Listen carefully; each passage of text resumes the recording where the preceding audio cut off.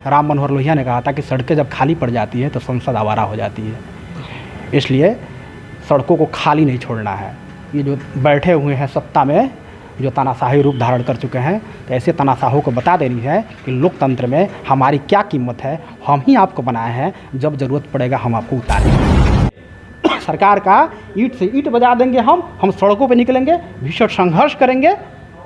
यहाँ से लेके पटना तक हम संघर्ष के माध्यम से सरकार को ये बता देंगे कि आप हमारे साथ जो ये भेदभाव वाला नीति लगा रहे हैं, हम इसे बर्दाश्त करने वाले नहीं हैं। अब बहुत ही जल्द हम लोग पटना को पाटने का काम करेंगे और एक बहुत ही ज़बरदस्त आंदोलन का आगाज़ होने जा रहा है। सारे शिक्षकों से मैं कहना चाहता हूँ कि अब घरों से निकलिए। अब अगर आप चुपचाप अब भी रह गए तो इसके बाद से बंधुआ मजदूर बन के हमें काम करना पड़ेगा। नमस्कार, प्रणाम। खबर गांव तक देख रहे हैं आप और मैं हूं सत्येंद्र सिंह कुशवाहा। अभी मैं गोपालगंज में हूं और आप लोग देख पा रहे होंगे हमारे बाएं बगल में एक ऐसे शिक्षक बैठे हुए हैं जो संघ के महासचिव हैं जिला के, और इनका नाम दिनेश कुमार यादव है। और ये शिक्षकों के लिए हमेशा से लड़ते आए हैं, शुरू से ही लड़ते आए हैं। इन्होंने ही जो है एनएसएस का जो शिक्षक थे, बंधु थे, उन लोगों के लिए, एरियल के लिए, भत्ता के लिए इन्होंने लड़ाई करा था। और इनके काफ़ी लड़ाई करने के बाद 2-2 लाख रुपए जो उन लोगों को मिला, इन्हीं के चलते इन्हीं को श्रेय जाता है।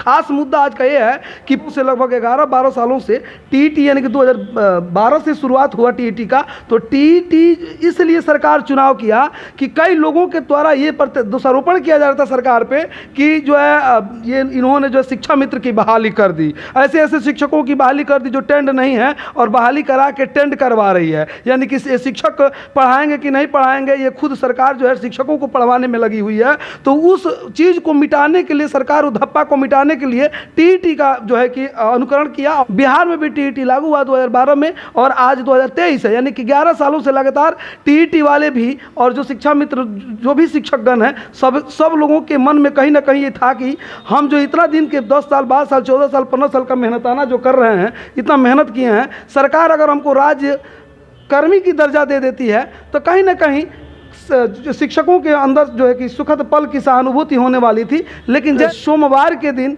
जैसे इस 4-5 बजे के बाद जो है लगातार सोशल मीडिया से लेकर खबरों में चलने लगा कि नहीं, अब जो है शिक्षक लोगों को सरकार, राज्य सरकार की दर्जा नहीं देने जा रही है। इस चीज़ के सुनते ही शिक्षकों में काफ़ी जो है कहीं ना कहीं कुछ लोगों में आक्रोश और कुछ लोगों में दुखी का जो है कि कहर है। तो अभी इसी क्रम में हमारे बीच दिनेश सर हैं, टीईटी शिक्षक संघ के जिला के महासचिव हैं। तो सबसे पहले तो सर स्वागत करेंगे, अभिनंदन करेंगे खबर गाँव तक और डिजिटल बिहार 24 में। मेरा नाम दिनेश कुमार हुआ जी, आपका भी स्वागत है। सबसे पहले मैं ये कहना चाहूँगा कि कल जो नियोजन नियमावली बिहार सरकार द्वारा लाया गया जी, उसको लेकर शिक्षक हताश है। हताश होना भी चाहिए, क्यों ना हताश हो। मैं अपनी बात कहूँ, अपने संवर्ग की बात कहूँ तो हम टीईटी शिक्षकों की नियुक्ति सरकार आरटीई एक्ट के तहत की। जब RTE act, right to education act आया तो उसमें था कि पूरे भारत में कहीं भी आपको अगर शिक्षक बनना है तो आपको टीईटी पास करना पड़ेगा, ये अनिवार्य है। बिहार सरकार फर्स्ट ऑफ ऑल जब टीईटी ली तो उसमें 26 लाख लोग अपीयर्ड हुए थे। 26 लाख लोग अपीयर्ड हुए थे, महज 1,47,000 लोग पास हुए। प्राइमरी में 1 to 5 में मात्र 1.4% रिजल्ट हुआ था। इस तरह से क्रीम लोग छन कर आए, टैलेंटेड लोग छन के आए। आज लगभग 8-10 सालों से ये लोग सेवा दे रहे हैं। 8-10 सालों से सेवा देने के बाद आज जब नियोजन नियमावली लेकर सरकार आई तो राज्यकर्मी घोषित नहीं की, टीईटी शिक्षकों के बारे में एक शब्द नहीं बोली। आखिर मुख्यमंत्री इस बात से क्यों कतरा रहे हैं, टीईटी शिक्षकों के बारे में कोई वक्तव्य देने से क्यों भाग रहे हैं?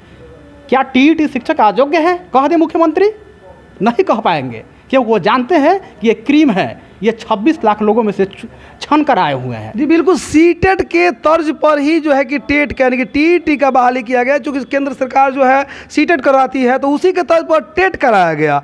तो जब केंद्र सरकार अपना कर्मी मान रही है सीटेट वालों को, तो टीईटी वाले को जब आप ही कह रहे हैं कि हम जो है कि बिहार सरकार जो है टीईटी की बहाली कराएगी, टीईटी में जो है कि काफ़ी रफ टफ जो है कि एग्ज़ाम लिया गया, उन शिक्षकों को लाखों में से हज़ारों को चुना गया और लाखों में से हज़ारों में को चुनने के पश्चात उनकी बहाली के बाद जो है कि नंबर देखा गया, अंक देखा गया, मेधा सूची जारी कराया गया अपने जनप्रतिनिधियों के द्वारा, तब जो है कि बहाली की गई। बहुत ऐसे शिक्षकों की बहाली जो है कह सकते हैं कि अर्थव्यवस्था के कमी के कारण नहीं हो पाया। तो इस स्थिति में राज्य सरकार के द्वारा चलाए गए जितने भी नियम नियमावली है, सभी नियम नियमावली शर्तों को पूरा करते हुए जब सरकार शिक्षा व्यवस्था को दुरुस्त करने के लिए टीईटी शिक्षकों की बहाली की, तो फिर क्यों सरकार में क्या चल रहा है, क्या पनप रहा है बिहार गवर्नमेंट के कि भाई इस तरह से शिक्षकों के साथ जो है कि दोहरा चरित्र और दोहरा जो है कि व्यवहार कर रहे हैं? सर, आपको मैं बता दूं कि टीईटी शिक्षक जो हैं 10 साल सेवा दे दी है। अभी आप नियोजन नियमावली लेके आए हैं तो आप ये कह रहे हैं कि अगर आपको नियमित शिक्षक बनना है, राज्य कर्मी बनना है, तो आप फ्रेशर की तरह एज अ फ्रेश कैंडिडेट आपको बीपीएससी में अपीयर होना पड़ेगा। आप बताइए, कहीं से भी ये जायज़ है कि जो आदमी 10 सालों से सेवा दे रहा है, आप एक फ्रेश कैंडिडेट की तरह उसको परीक्षा में अपीयर करवा रहे हैं? पहले उसके 10 साल की जो सेवा का गणना है, जो उसकी सर्विस है, जिसने अपना जवानी खपा दिया वहाँ, वो कहाँ गया? आप सर्विस कंटिन्यूटी का लाभ नहीं दे रहे हैं, वेतन संरक्षण का लाभ नहीं दे रहे हैं। आप कह रहे हैं कि फ्रेश कैंडिडेट की तरह जाकर हम शामिल हो जाएं। ऐसा कहाँ होता है? कहीं भी जाइए, किसी भी सेक्टर में चले जाइए, किसी भी प्राइवेट लिमिटेड कंपनी में चले जाइए, किसी भी कंपनी में चले जाइए, अरिस्टोक्रेटिक कोई भी कंपनी है, आप वहाँ जाइए तो वहाँ एक्सपीरियंस को तवज्जो दिया जाता है, वेतन दिया जाता है। हाँ, एक्सपीरियंस को हर जगह तवज्जो दिया जाता है, फ्रेशर को तवज्जो नहीं दिया जाता है।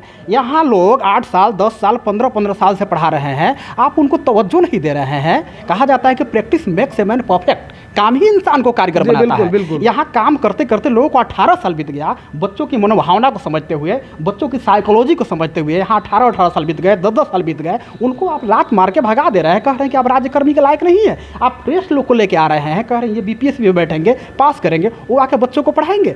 अरे बच्चों को पढ़ाएंगे, बच्चों को समझने में टाइम लगता है।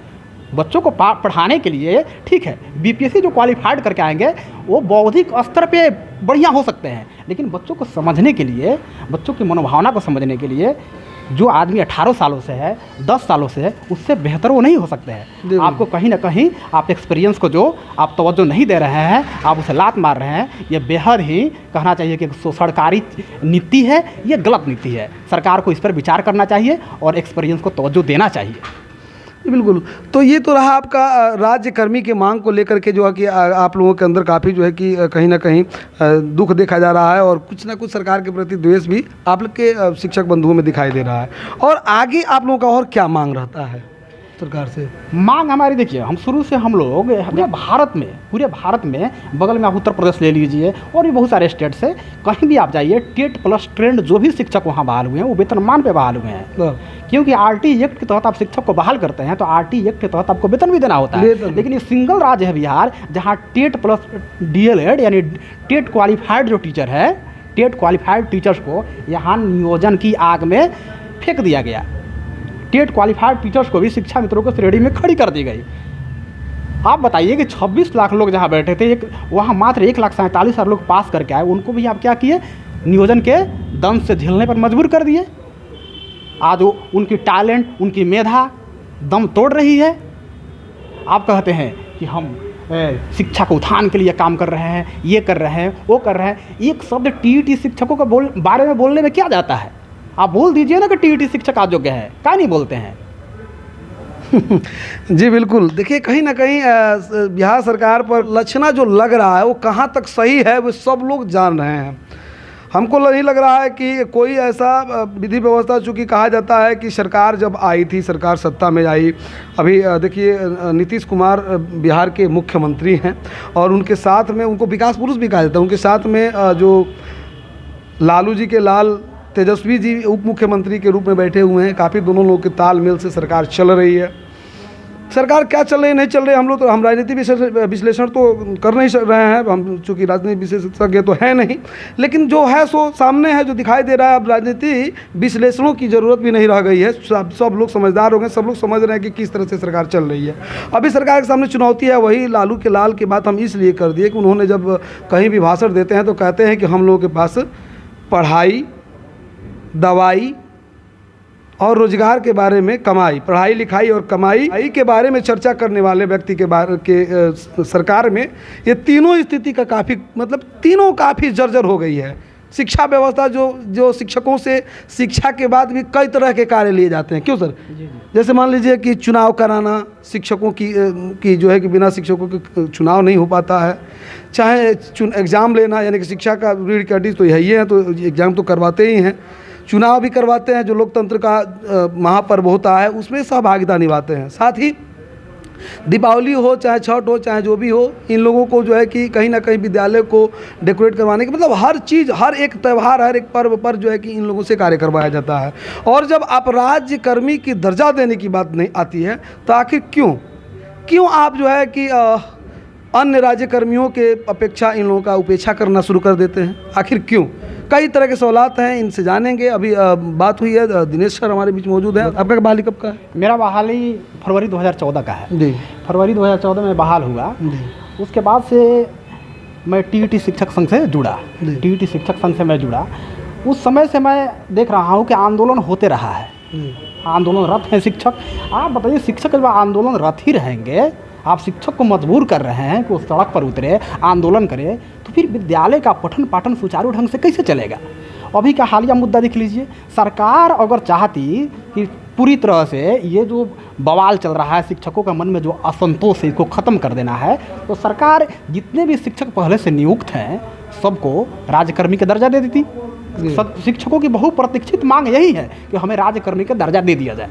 कम से कम हम अपना पूरा जीवन यहाँ खपा रहे हैं और सब कुछ न्यौछावर कर रहे हैं हम विद्यालय में, कम से कम हमें अपना कर्मी तो मान लीजिए।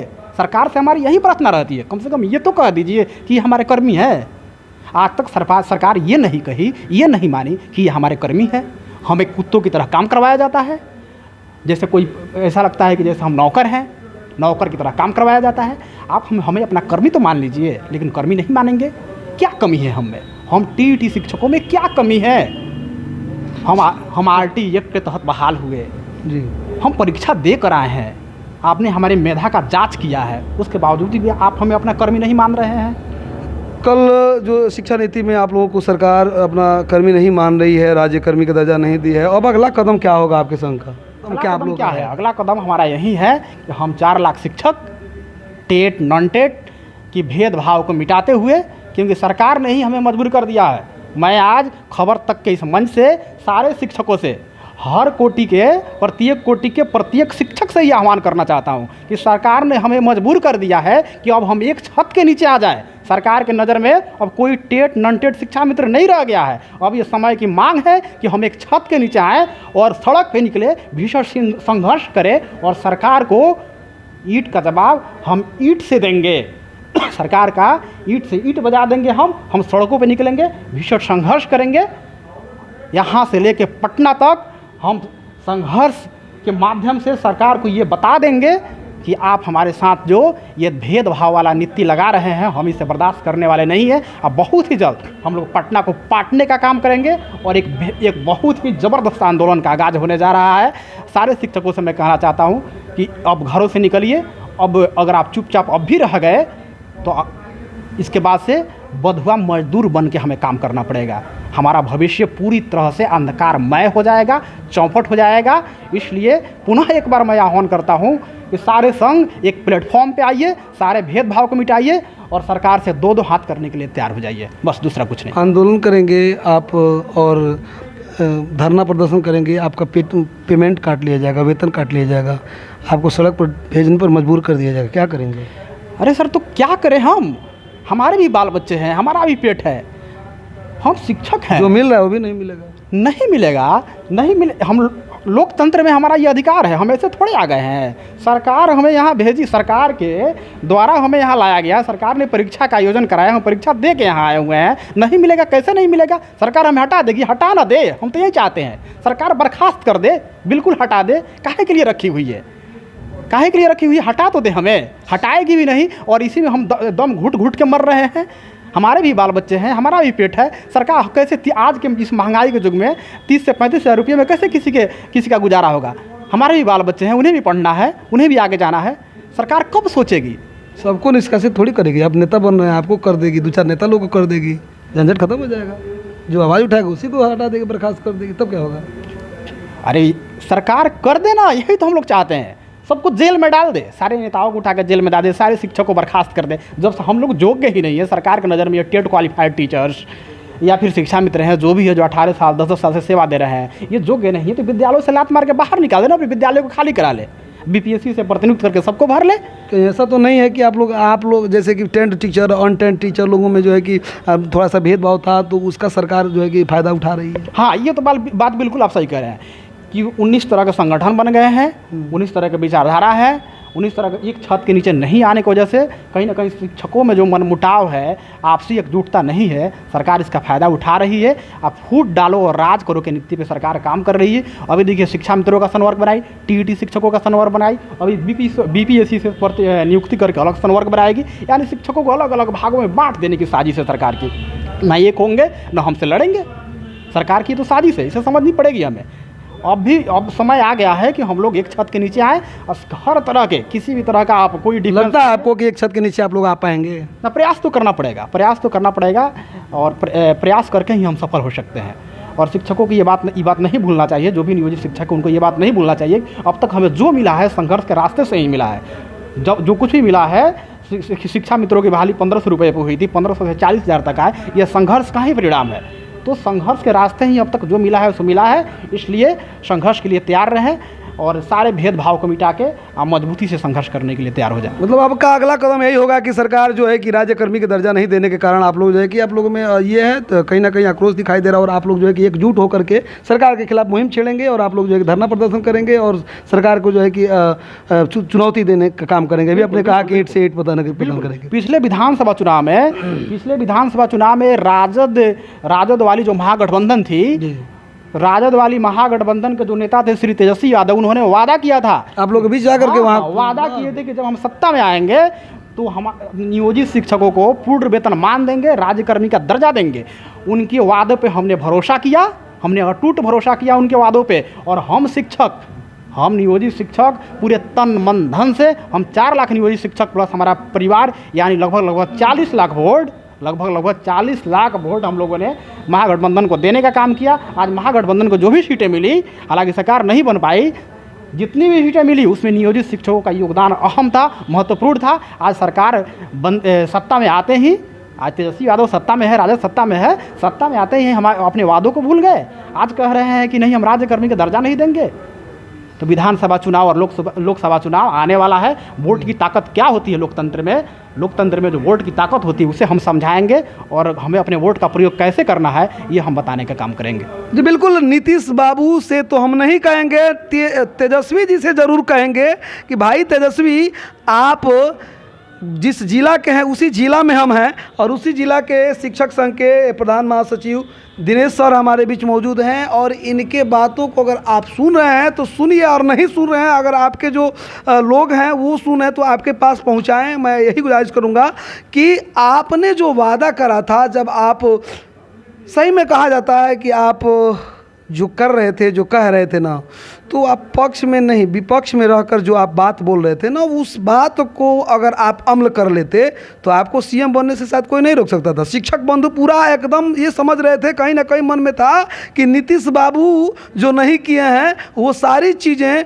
हम लोगों को उपलब्ध कराएंगे तेजस्वी भैया के पीछे शिक्षक लोग लग करके, और आपको इतना जो है कि बिहार में नंबर 1 पार्टी का दर्जा आपको दिलवा दिया गया। आप जो है कि बिहार के नंबर 1 पार्टी तो बन गए, विधायकों के मामले में सबसे ज़्यादा विधायक जीतने वाली आपकी आरजेडी पार्टी बन गई। लेकिन शिक्षक का क्या हुआ? शिक्षक के साथ जो आप वादा किए थे कि आपको जो है कि मैं जब मेरी सरकार आएगी तो आप लॉलीपॉप दिखाए, तो लॉलीपॉप तो छोड़िए, आप चॉकलेट खिलाने पर भी जो है कि मना कर रहे हैं। आपने अपने कर्मी होने का भी इन लोगों को एहसास नहीं दिला रहे हैं। तो कहीं ना कहीं जो है इन लोग शिक्षकों के मन में अगर द्वेष रहेगा तो कैसे बनेंगे आप सीएम? आप तो, हमको नहीं लग रहा है कि ऐसी स्थिति रही तो उप जो मुख्यमंत्री का जो तनख्वाह है वो भी खत्म हो जाएगा। बिल्कुल बिल्कुल। क्यों? बिल्कुल, वादा आप जो किए, आप वादे से मुकर रहे हैं। हम शिक्षक आप पे अपार भरोसा किए, बेइंतहा भरोसा किया आप पे। आज आप सत्ता में आते ही अपने वादा भूल गए। तेजस्वी बाबू मत भूलिए, लोकसभा चुनाव समीप ही है, विधानसभा चुनाव समीप ही है। लोकतंत्र में वोट की ताकत क्या होती है। हम शिक्षक चाणक्य हैं, हम अगर बनाना जानते हैं तो बिगाड़ना भी जानते हैं। विधानसभा चुनाव और लोकसभा चुनाव में हम इस बात का एहसास दिला देंगे कि वादा करके मुकर जाने का परिणाम क्या होता है। जी बिल्कुल। दिनेश जी, एक बात और हम पूछेंगे। बहुत दिन पहले सुनने में आया था कि आप एक बीओ से उलझ गए थे। हाँ, तो शुरू से ही आपका क्रांतिकारी माहौल रहा है, आपके बातों से हम काफ़ी प्रेरित रहते हैं। तो ये चूँकि ये क्वेश्चन नहीं है आज मैं लेकिन मतलब आप मिले हैं तो पूछ ले रहे हैं। कई बार से मेरे मन में था कि क्या मामला था, क्या बीओ से उलझ गए थे और बीओ को आप मैंने कहाँ तक आपको सफलता मिली थी? अरे माझा प्रखंड के प्रखंड शिक्षा पदाधिकारी थी वो, आप कह रहे हैं तो बता दे रहे हैं। वो हालांकि वो चली गई, बात करना भी उचित नहीं था। वो मत कहना चाहिए कि उस तरह के प्रशासक, उस तरह के पदाधिकारी बहुत कम देखने को मिलते हैं। बुनियादी विद्यालय से आई हुई थी, वो एक ऐसी पदाधिकारी थी जिसको न अपने वेशभूषा का ख्याल रहता था, जिसको न अपने लैंग्वेज का ख्याल रहता था। किसी को रेट कर देना, किसी को गाली दे देना, हमेशा गाली के लैंग्वेज में किसी से बात करना। शिक्षकों को बिल्कुल सम्मान नहीं देती थी और शिक्षकों को बिल्कुल हड़का के रखती थी और करप्शन में बिल्कुल लिप्त रहती थी। मतलब पैसा उसको चाहिए, पैसा चाहिए तो शिक्षक को टूर पे भेज देती थी, जाओ 6 माह के लिए घूम के आओ, बस मुझे पैसा मिलते रहना चाहिए। तो मैंने उस तरह के भ्रष्ट पदाधिकारी के खिलाफ हमने और अपने दोस्तों के साथ, 1-2 दोस्त मेरा सहयोग किए थे, महज 1-2 दोस्त से सहयोग किए थे। पूरे माझा ब्लॉक में कोई उसके खिलाफ बोलने वाला नहीं था। 1-2 दोस्त थे जो हम लोगों के साथ थे। तो हमने उसके खिलाफ ये ऐलान का, युद्ध का ऐलान किया था। उसके बाद से धरना प्रदर्शन लगभग हमको लग रहा है कि लगातार हम लोग 1 सालों तक वरीय पदाधिकारियों से हम लोग पत्रचार करते रहे। प्राथमिक शिक्षा निदेशक से लेके शिक्षा मंत्री, प्रधान सचिव, डीएम, डीओ, डीपीओ, लगातार पत्रचार हम लोग करते रहे। उसके बाद से ज़रूरत पड़ी तो धरना प्रदर्शन भी किए। उसके तब भी नहीं हो सका तो हम लोग माननीय उच्च न्यायालय के शरण में चले गए उस पदाधिकारी के खिलाफ। सोचिए शिक्षकों का शोषण किस लेवल का होता है। पदाधिकारी शिक्षक को क्या समझते हैं। वो पदाधिकारी ऐसी थी, अंततः हम लोग के वेतन बंद कर दी। बोले हमारे खिलाफ बोल रहे हो, तुम लोग का वेतन बंद कर देंगे। हम लोग को बिना किसी कारण का वेतन बंद कर दी। माननीय उच्च न्यायालय तक हम लड़े। माननीय उच्च न्यायालय के बाद से राज्य अपीलीय प्राधिकार में हम लोग गए। अंततः डीएम साहब प्रपत्र को गठित करके प्राइमरी डायरेक्टर को भेजे। डीपीओ साहब, डीपीओ साहब, डीओ साहब, ये लोग भी कई बार प्रपत्र का गठित कर करके वहाँ भेजे थे। लेकिन काफ़ी पावरफुल पदाधिकारी थी, जाके मैनेज कर लेती थी, कहती थी कि हम मैनेज कर लेते हैं। लेकिन अंततः जब हम लोग एकदम उतर गए, जब हम न्यायिक लड़ाई में हम लोग हाईकोर्ट थे और यहाँ सड़क पर भी उतर गए, अब कोई चारा नहीं था। अंततः विभाग ने उस पर कार्रवाई करते हुए उस पदाधिकारी को डिमोट कर दिया। मतलब उसका डिमोशन हो गया। जिस पद पे थी, जहाँ से आई तो वहाँ चली गई, उसका पदावंती हो गया और बुनियादी विद्यालय से आई थी, बुनियादी विद्यालय उसको भेज दिया गया। ये बहुत बड़ी सफलता थी। और जो भी माझा का शिक्षक है इस बात को जानते हैं। अभी एनआईएस डीएलएड का जो मामला था, गोपालगंज के जिला शिक्षा पदाधिकारी, जिला कार्यक्रम पदाधिकारी इन नाम ही नहीं ले रहे थे कि इन शिक्षकों को एरियर दिया जाएगा। लगभग 1.5 लाख के करीब प्रत्येक शिक्षक का एरियर बकाया था मिनिमम। नाम ही नहीं ले रहे थे। एरियर देना तो दूर की बात है, बोल रहे थे इनकी वेतन कटौती करना है। फिर हम एक आंदोलन तैयार किए, कुछ शिक्षक साथियों के साथ रणनीति करके मैं वहाँ बैठा। शिक्षकों की भीड़ बढ़ती गई और शिक्षक संघर्ष का ही परिणाम है। तो जब प्रदर्शन उग्र होता गया, संघर्ष का ही परिणाम है कि आज जिला शिक्षा विभाग को झुकना पड़ा। आज प्रत्येक शिक्षक को एरियर भुगतान हुआ और हो भी रहा है, जो बाकी उनको हो भी रहा है। तो संघर्ष से ही सब कुछ मिलता है। इसलिए साथियों, संघर्ष का जो रास्ता है उसे भूलना नहीं है और जब भी ज़रूरत पड़ जाए घर से निकलना ज़रूरी है। जब भी सड़कें खाली पड़ जाती हैं, राम मनोहर लोहिया ने कहा था कि सड़कें जब खाली पड़ जाती हैं तो संसद आवारा हो जाती है। इसलिए सड़कों को खाली नहीं छोड़ना है। ये जो बैठे हुए हैं सत्ता में, जो तानाशाही रूप धारण कर चुके हैं, तो ऐसे तानाशाहों को बता देनी है कि लोकतंत्र में हमारी क्या कीमत है। हम ही आपको बनाए हैं, जब ज़रूरत पड़ेगा हम आपको उतार भी देंगे। वाह। तो ये थे हमारे बीच शिक्षक संघ गोपालगंज के जिला महासचिव दिनेश कुमार और इनसे वार्ता हो रही थी। 10 अप्रैल से लगातार जो है शिक्षकों के अंदर जो कई सालों से, अभी मैंने शुरू में कहा, अंत में भी कह रहा हूँ कि कई सालों से जो उम्मीद थी, सारे उम्मीद पर पानी फेर दिया गया और ये कर दिया गया कि नए शिक्षा नीति में सबके मन में था कि हमको राज्य कर्मी की दर्जा ज़रूर अवश्य मिलने वाली है, लेकिन नहीं मिला और इसको लेकर काफ़ी द्वेष है। और जो है सो सामने दिखाई दे रहा है। एक शिक्षक हैं तो ऐसे बोल रहे हैं, और सभी शिक्षक अगर एक पास हो जाए तो किस तरह से क्या रूप होगा। और पटना जो है कि गांधी मैदान से लेकर के और जो सचिवालय है सब किस तरह से तब्दील हो जाएगा। 4 लाख शिक्षक जब अपने स्थिति में आ जाएंगे। तो ये खबर गांव तक के सोशल प्लेटफॉर्म पे देख रहे थे आप, डिजिटल बिहार 24 पे आप देख रहे हैं कि किस तरह से विनोद सर ने अपनी बातों को रखा। अंत में हमारे चैनल के माध्यम से अपने उन शिक्षकों को क्या कहेंगे जो शिक्षक के मन में कहीं ना कहीं चल रहा है कि हम लोग का क्या होगा, अब कैसे क्या करेंगे, और हमारे जो श्रोतागण हैं उनको क्या कहेंगे।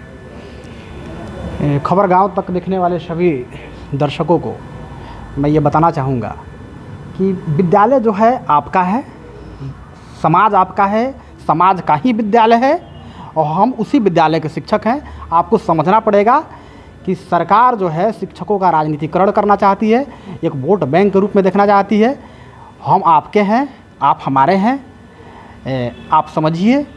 और शिक्षक का जो ये मांग है, बहुप्रतीक्षित जो मांग है, शिक्षक काफ़ी दिनों से ये मांग कर रहे हैं। जब तक पेट नहीं भरेगा तब तक भजन कैसे होगा। इसलिए समाज के लोगों से भी मैं आह्वान करना चाहता हूँ, आपके बच्चों को हम पढ़ाते हैं, आपके बच्चों के बीच में रहते हैं, आपके बच्चों का भविष्य संवारते हैं। आप हमारा भी सहयोग करें, आप हमारा सहयोग करें, आपसे सहयोग अपेक्षित है। जी बिल्कुल। अगर आपको ये वीडियो लगे कि शिक्षक बंधुओं के लिए आप कुछ करना चाहते हैं तो एक शेयर ज़रूर कर दीजिए, ताकि ये वीडियो ज़्यादा से ज़्यादा पहुँचे। और नीतीश जी और तेजस्वी जी के पास तो ये पहुँच ही जाना चाहिए वीडियो। अगर आप लोगों को ऐसा लग रहा है कि शिक्षक बंधुओं का सहयोग करना चाहिए, तो जो भी शिक्षक बंधु है, चाहे जो भी मतलब समाज का आईना होता है, शिक्षक होता है, तो उस शिक्षकों के लिए एक छोटा सा पहल, वीडियो को शेयर करिए, ज़्यादा से ज़्यादा शेयर करिए, ताकि पदाधिकारियों तक पहुँचे, हमारे नीतीश बाबू तक, तेजस्वी तक पहुँचे। और कमेंट बॉक्स में अपना राय दीजिए।